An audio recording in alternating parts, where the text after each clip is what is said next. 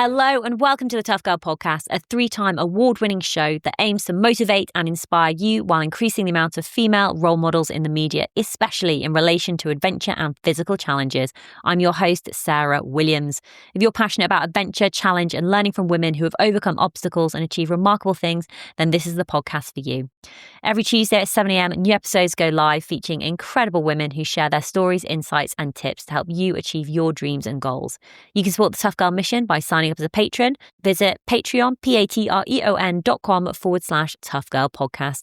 Keep listening until the very end as I share more information about what's going on with me with Tough Girl Challenges, give shout outs and recommend other Tough Girl Podcast episodes. More information can be found at toughgirlchallenges.com.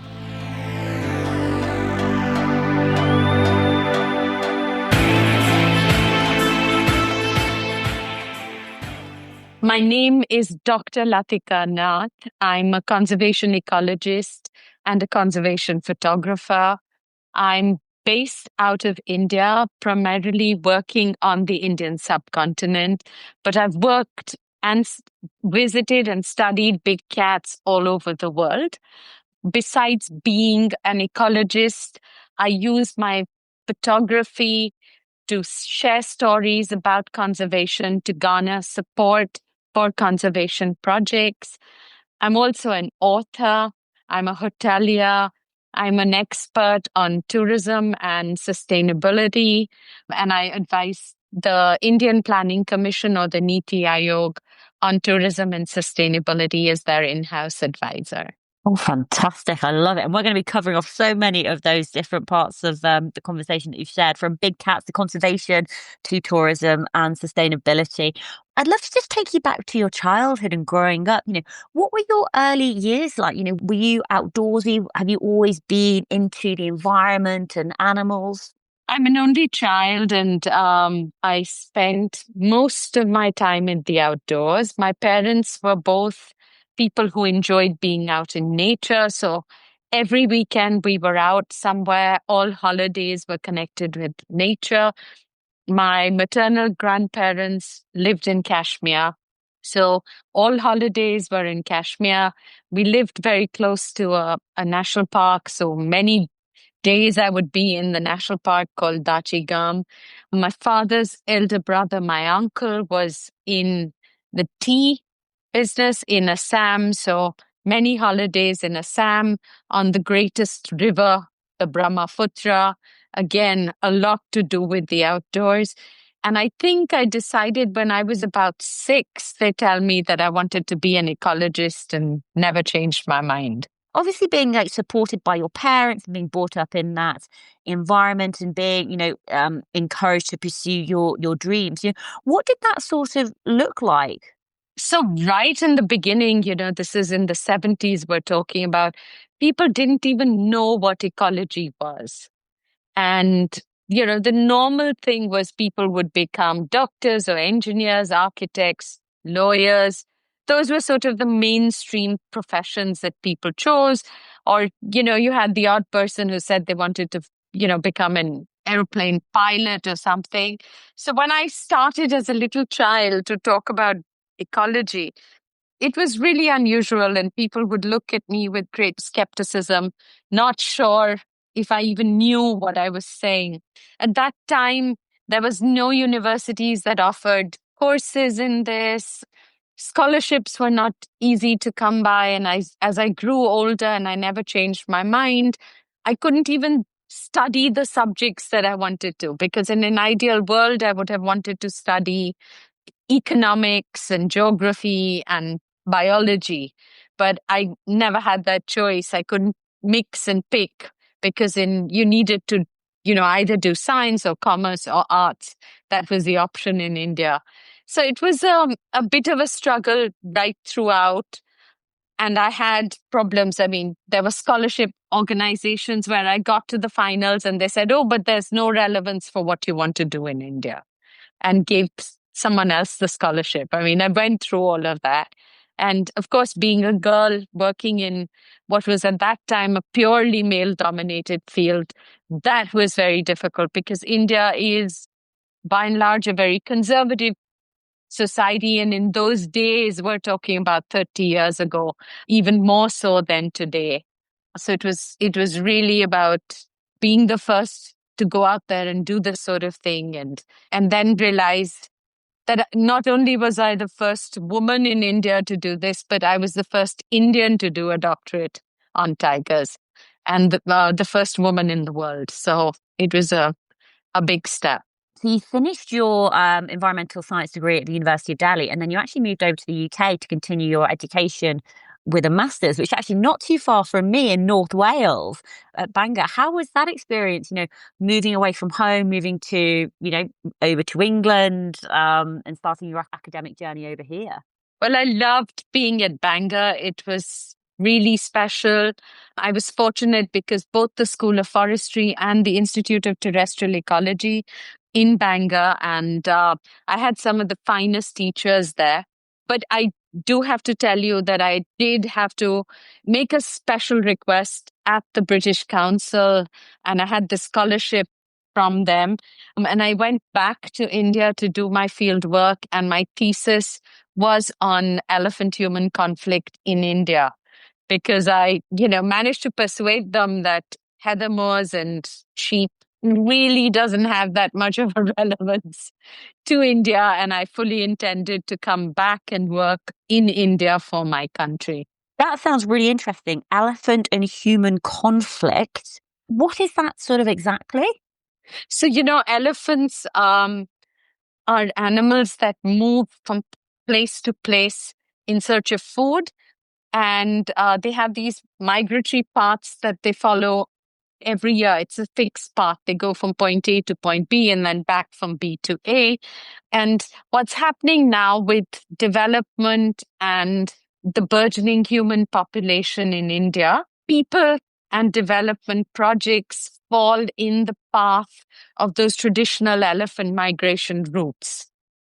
And in many cases, the forests and the pastures that elephants traditionally used have now been converted to some other land use or for human habitation.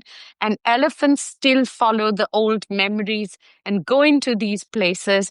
And there is often conflict between human beings and elephants because of all of this.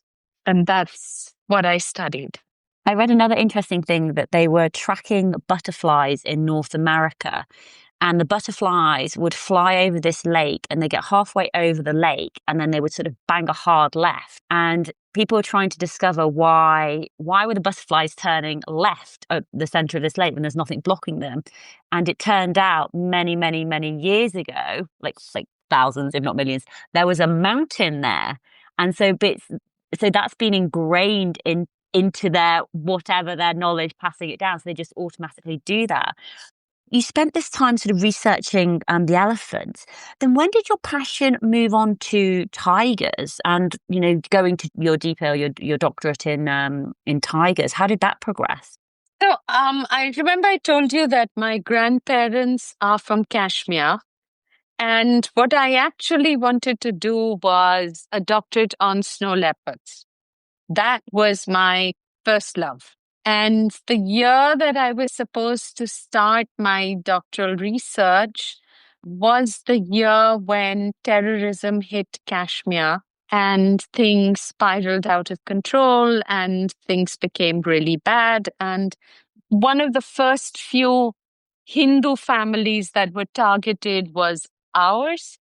And the terrorists attacked our house and gunned down and killed 8 people and used incendiary bombs and burnt down the houses. It was impossible for me to go back and continue to live and work there. So I was, I had to look for something else to do. And at that time, the director of the Wildlife Institute of India was one of the greatest conservationists in India, a gentleman called Dr. H.S. Pawar, who then threw the gauntlet at me and said, nobody's ever studied tigers in India in a scientific project. And would you be up for the challenge? And I said yes, and the rest is history. What did that study involve? What did that look like? Is it easy? Like, what's the tiger population like over in India? So right now we have over 75% of the world's tigers. We have over 3,700 tigers in India. And the tiger is our national animal. Tigers, as the world know them today, primarily because India started a project called Project Tiger, which has been responsible for the conservation and the survival of the tiger today in the wild in the world. So at that time, nobody had done any research on the tiger. It took me a year and a half to get government clearances to do this. One other gentleman, Dr. Ulas Karan, had started a doctoral thesis on pre-predator dynamics, and one of the predator species he was studying was the tiger, but it was only in connection to the food habits and the feeding ecology of the tiger.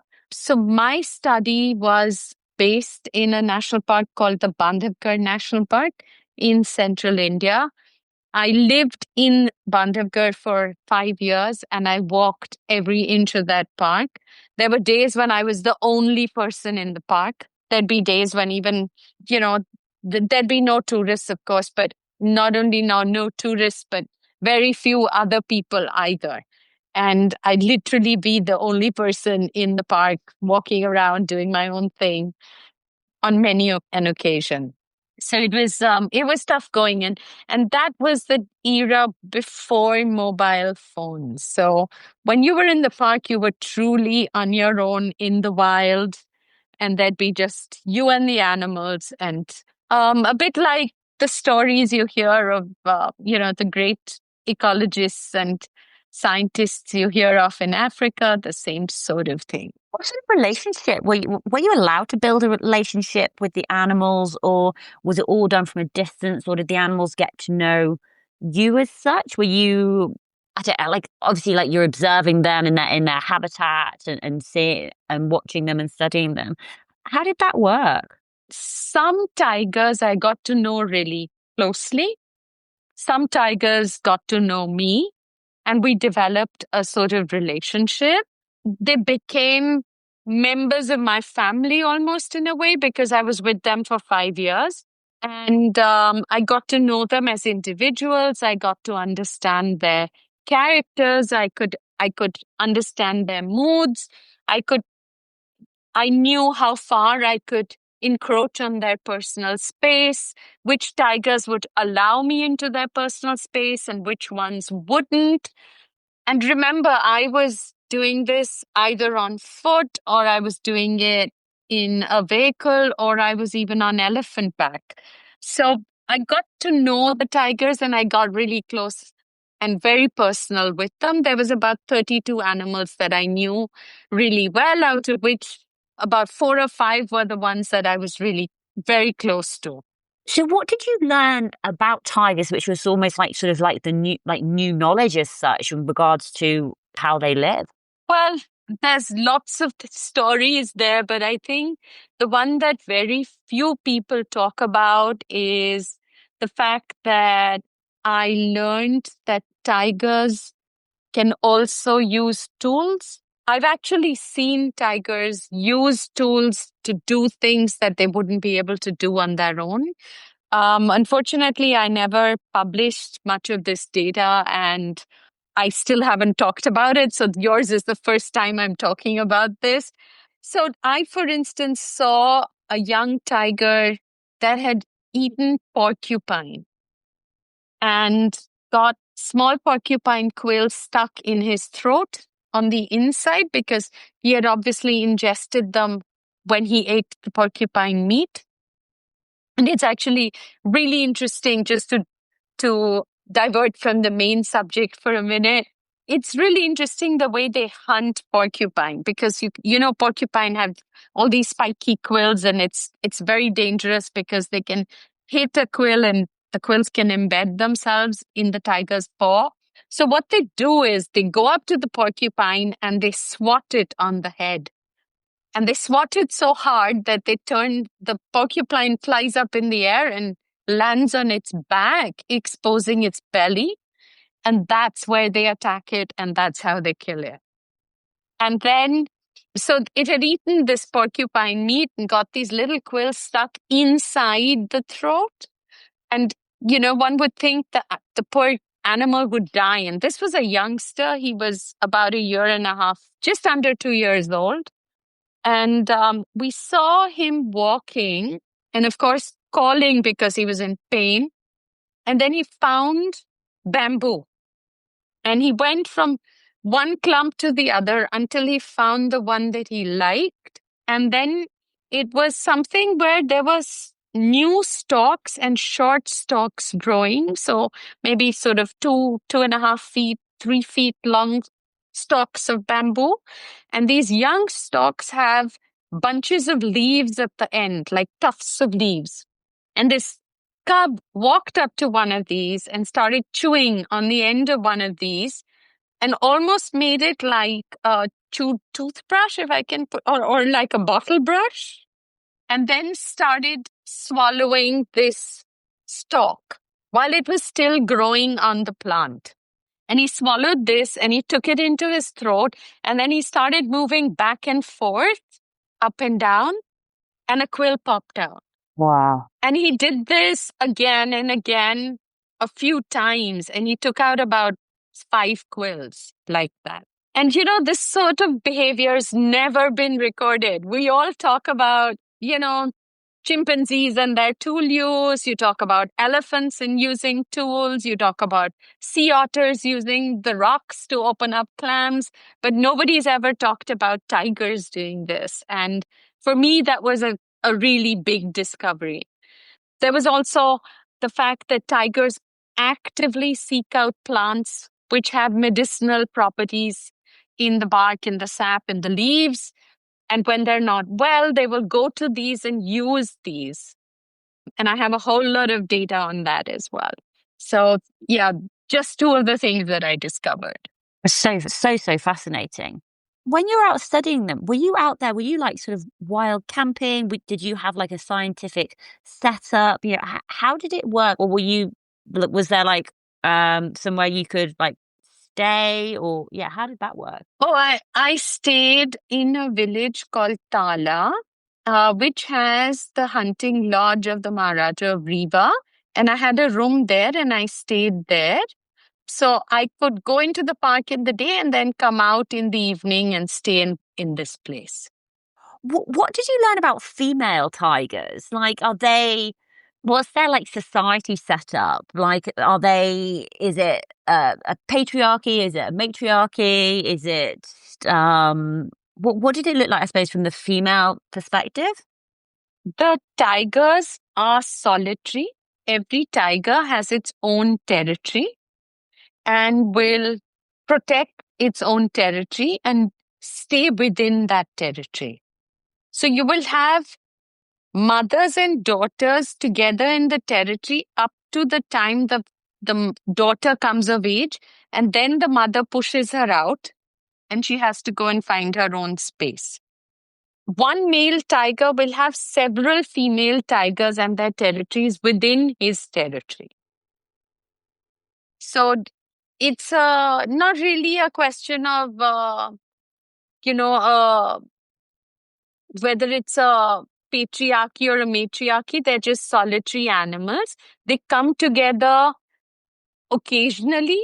A male tiger will visit a female tiger in his territory, or the mother and cubs can be seen together, but you never normally find unrelated tigers socializing together. What do you think is the biggest danger to tigers going forward? Are they still hunted, or are they a protected species? What does that? They're very protected, but their skin and bones and body parts are in high demand. So the poaching is a huge problem. The biggest threats to tigers are habitat loss, genetic isolation, and poaching. And what would be the advice in those spaces then to combat that?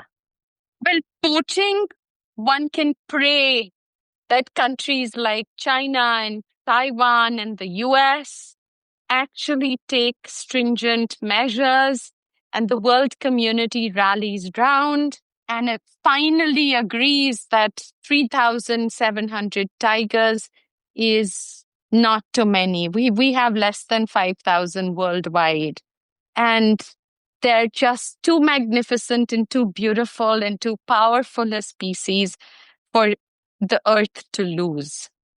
We need people to come together and decide that and give them the protection they deserve, along with all of the other species that are endangered today. I mean, whether it's the rhinoceros or the elephant or lions or whales, everything deserves that, and tigers definitely are on that list. But we also need political awareness.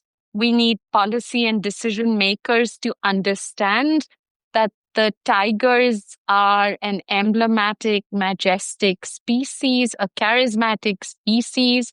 And under the umbrella of the conservation of the tiger, we are protecting the forests and the river systems that give us our clean air and water, pure water. And the survival of humanity and the survival of life on Earth is dependent on spaces like these. So it's not just about the tiger, it's about the survival of humanity in all the tiger range countries across the world. And the same for all the big cats across all of the 4 continents where you find big cats. You've got a fantastic nickname. I think one of the best nicknames. Would you like to share more about your nickname and how you got that nickname and how that came about? When I was doing my doctorate at Oxford, National Geographic found out about the work that I was doing. And when they interviewed me, they found out that my family in the past, my ancestors were royalty and had titles still existed in India today, I would have been a princess. And because I was studying tigers, they called me the Tiger Princess. And they made a one-hour film on me, which was aired on National Geographic for many, many years, called The Tiger Princess. And that's how I got that name. Oh, I love it. Fantastic. No, but it's fantastic on so many different levels as well. It's not just how cool the name is, but it's the work that you're doing. It's the fact that that you're getting exposure on National Geographic. It's the fact that other women and girls see you doing this work, and it will plant the seeds for them to think, "Oh, hold on, I've got a passion for whether it, a certain animal or a certain type of environment. Actually, I want to study that. I want to spend, my time, my passion, my energy going after it." I suppose, what advice and tips would you have for women and girls who want to enter this space, the space of like conservation and becoming like sort of an ecologist? What advice would you share? Working in this field is belief that you want to protect your only home, the planet Earth.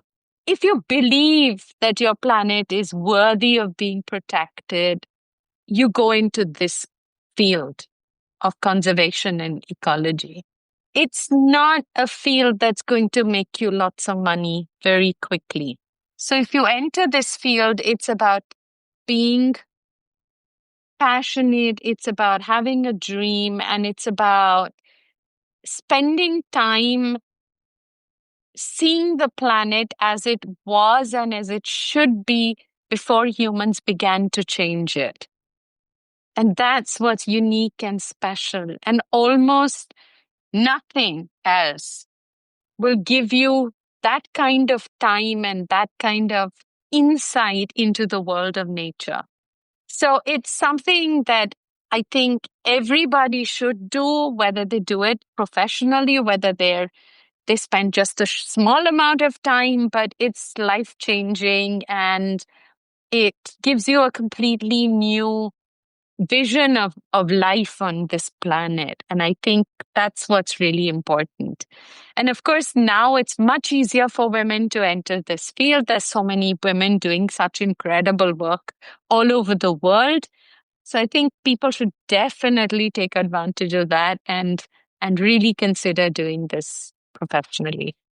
You mentioned the word belief, and sometimes women can lack maybe self-belief or just, in themselves and their ability. And I suppose what advice would you have when women maybe just aren't feeling confident or they've lost that self-belief in either like how do they get it back? How can they build that self-belief to know that they do belong, their work is important? I think one of the most special things about women is our ability to show compassion, to share strength, and to be there for each other.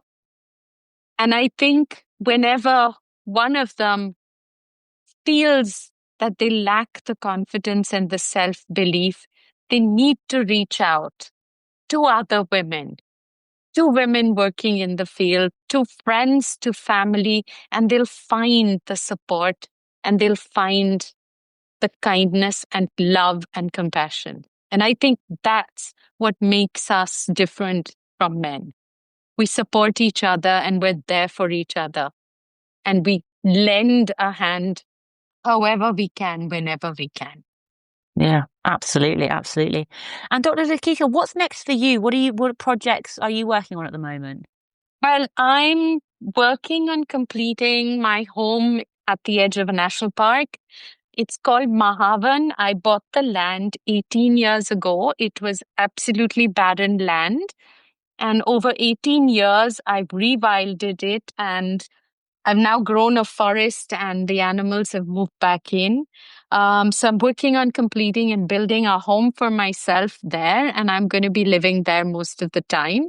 I'm also working on several books, one of which is on the earth, and I call it Upside Down because I wanted to study what was happening in the three poles of Earth, the North Pole, the South Pole, and the Himalayas. And just explore what climate change is doing and how the world view differs when you go through to, any of these three and how it's different from just living in a normal city in a normal part of the world. So I'm working on this book. I'm going to be doing an exhibition of my work in London next year, which is a very big project for me, which is going to be a full month in London, June 2026. So I'm working on that.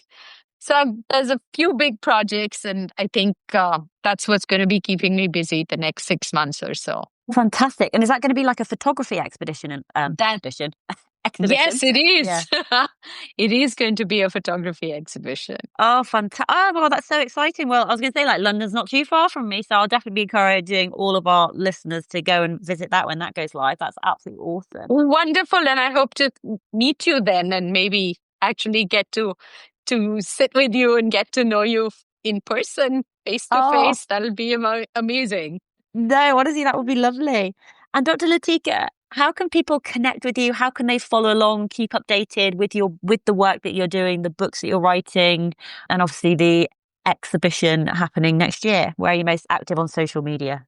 I have an Instagram account, which is Latika Nath. I have a Facebook page, Latika Nath, and I'm working on my website, which will soon be up and running, also Latika Nath. So they can connect with me on any of these.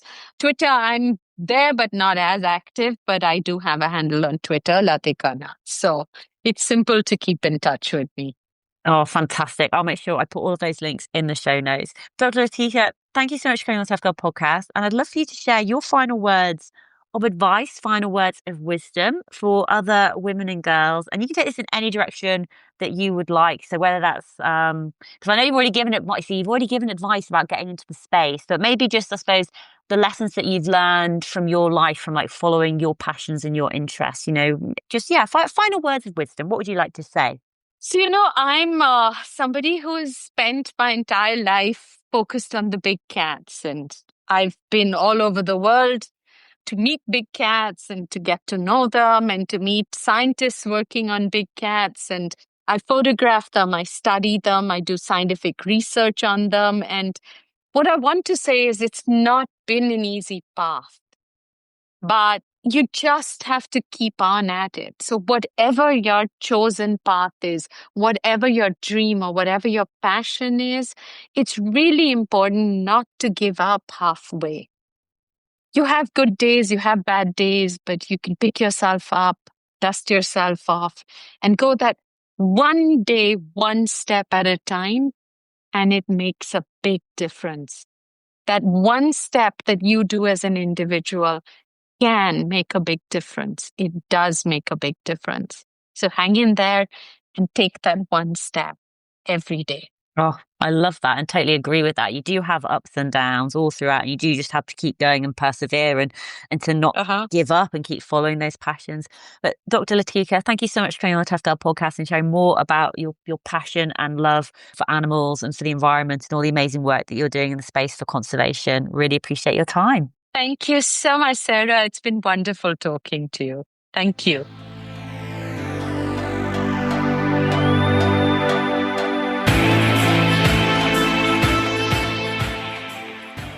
Hey, tribe, how you're doing?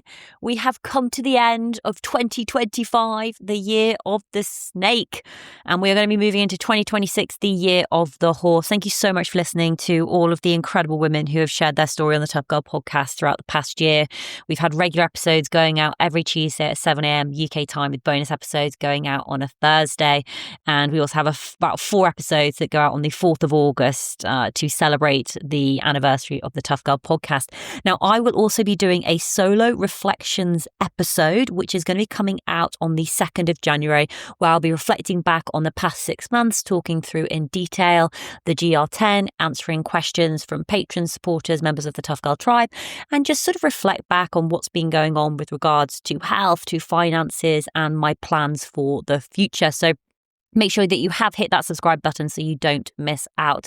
Now, one of the things that I have been asking my community, the Tough Girl tribe, is to, what have they been up to? What have they been most proud of? And I just want to give a little shout out to Izzy Oakley. So I've actually met Izzy before up when I was in the Outer Hebrides walking with Adelaide. Izzy very kindly came and met us in her adventure wagon and drove us up to the very top to the lighthouse. We went for a fabulous little walk. We also did a little dip in the sea, which was amazing. It was super, super fun to connect. It's always fun to connect with listeners of the Tough Girl podcast. But Izzy's just shared a little bit more about the things that she's most proud of. So I'm just going to share what she's written. The thing I'm most proud of this year is completing teacher training whilst working full-time in a school. Hands down, the hardest thing I've ever done. Teachers out there, I want you to know that you can achieve anything you put your mind to if you've made it through that year. Cape Wrath Ultra, MCI assessments, winter ML assessments, none of them came close to the level of endurance that was needed for teacher training. I'm very glad to now be back in the mountains, and next year will be about trying to find a balance between outdoor work and teaching work, whatever that ends up looking like. Working my way through international ML qualification, running in a few events, the Lady Anne Way 75 miles in February 1st, then who knows? And I'm currently training hard in the wall to, fingers crossed, have a great summer of rock climbing. I've got my eye on a few routes that have always been too hard for me to lead before, and I don't want to just keep postponing getting on them. Izzy, thank you so much for sharing that, and I really appreciate your honesty. Honestly, a massive shout out to all the teachers out there. What you do is so inspiring and so important, and it's so valued. I don't have children, but I fully appreciate kids being taught by passionate teachers who love their subjects. And I love the comparison. Cape Wrath Ultra, MCI assessments, winter ML assessments, none of them came close to the level of endurance that was needed for teacher training. I think my one comparison would be when I was helping my brother in Australia when him and his wife Julia had their first child, Grace, and I was over there helping. And at that point, I was super fit. I was doing loads of running, and honestly, an hour and a bit of childcare, and I was broken. I was a shell of a woman. So parents, teachers, you are all amazing. But also, I'm really glad that you brought up, finding a balance between outdoor work and teaching work, whatever that ends up looking like. I think that's the really important part, whatever that ends up looking like, because it's got to be right for you. There's no perfect fit. So it's not a case of saying, well, everybody has to do A and B to make it work. No. You have to make it work for you. And balance for everybody is very different.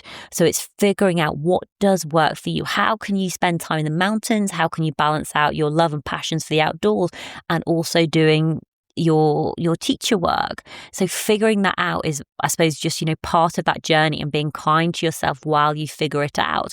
You've obviously got a lot of great events coming up. Lady Anne Way, 75 miles in Feb. That sounds like a great challenge. Best of luck with that. And also, having a summer of rock climbing, putting in the training now on the wall, because that those are hard routes, and the routes are not going to change. But what is going to change is you're going to change. You're going to train. You're going to commit. You're going to get better. You're going to put in the time and the effort to be able to get out there and get on and to do those routes that you want to do. So there's so much advice in what Izzy has shared, especially for the listeners of the Tough Girl podcast, to really think, what do you need to balance next year? What are you balancing out? What are you committing to? What areas of your life do you need to put in some extra work, some extra training? Which areas of your life do you maybe need a bit of extra support and a little bit of extra help in? What can you do to get the balance to make it right for you, so you can follow your passions, your interests, and do your work?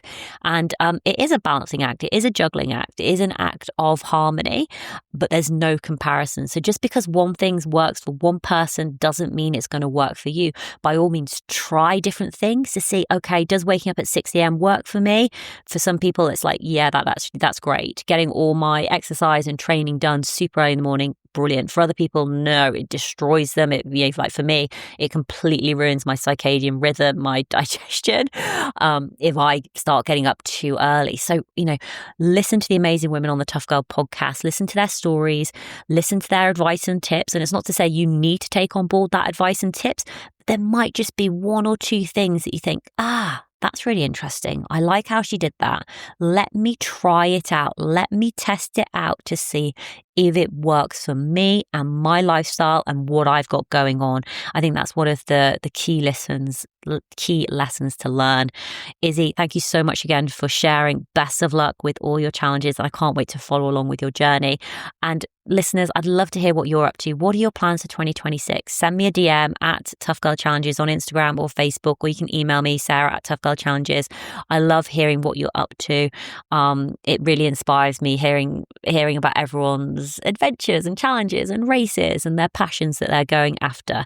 So keep after it. Massive thank you to all the patrons and supporters. If you'd like to support the work that I'm doing to increase the amount of female role models in the media, especially in relation to adventure and physical challenges, you can visit Patreon, patreon.com/Tough Girl Podcast.